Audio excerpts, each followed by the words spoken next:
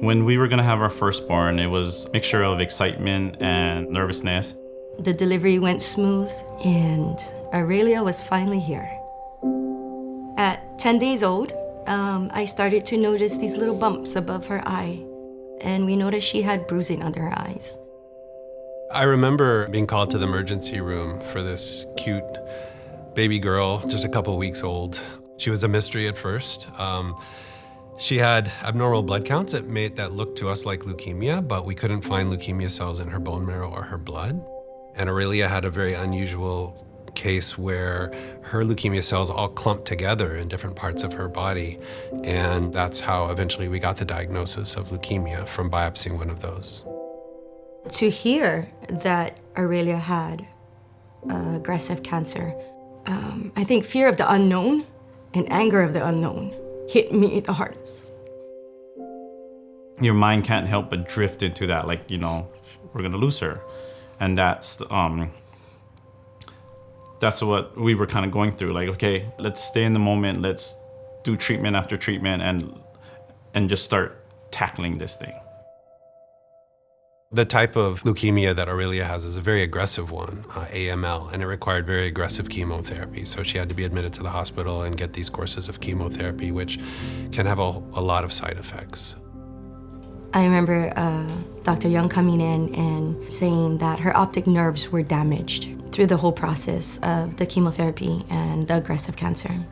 We were now faced with a daughter that not only is going through chemo, but also we just learned she was blind. Talking about just days of just crying, feeling the guilt, feeling sorry for ourselves, and then eventually you're kind of just forced into having to deal with it and trying to get through 2 different diagnoses.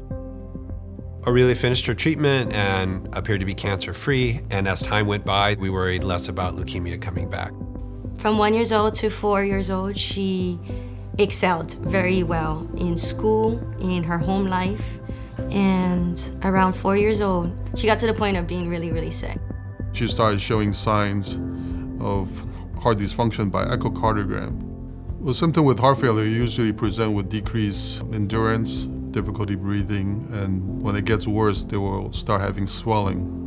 Working through the heart failure, Aurelia seemed to bounce right back, and she was her lively, happy-go-lucky person. And then around the age of 7, she suffered another setback when she actually had seizures and she actually had to be hospitalized. It basically led up to where we had to put a G-tube into her to give her more feeds through a bag. 2 years on the G-tube, she's doing better now because she's getting the nutrients and she's just slowly getting better. When Aurelia was 9 years old, she shows worsening signs of heart failure. She had swelling her stomach, so she wasn't feeling well. Her second heart failure, number 2, and she got through it, and she did. She got better, and she was back to normal again.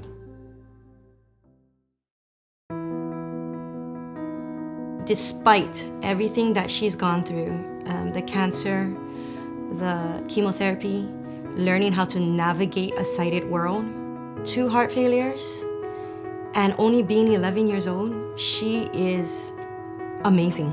She's simply amazing. I think Aurelia is a great Children's Miracle Network champion because she has gone through so much and shows all of us how to be resilient, how to overcome obstacles no matter what and how many are thrown at you. She's funny. She has a lot, I think, to teach us, and I think that's what makes her a good champion. I have a joke for you. How do you get a blind person to see? Usually by boat. This is a speech I wrote for Kapi'olani.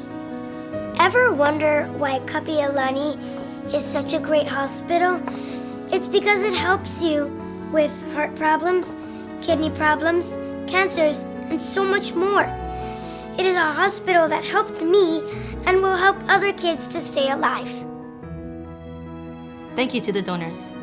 Thank you for making a difference in Aurelia's life, in children like Aurelia's, and for families like ours. Thank you.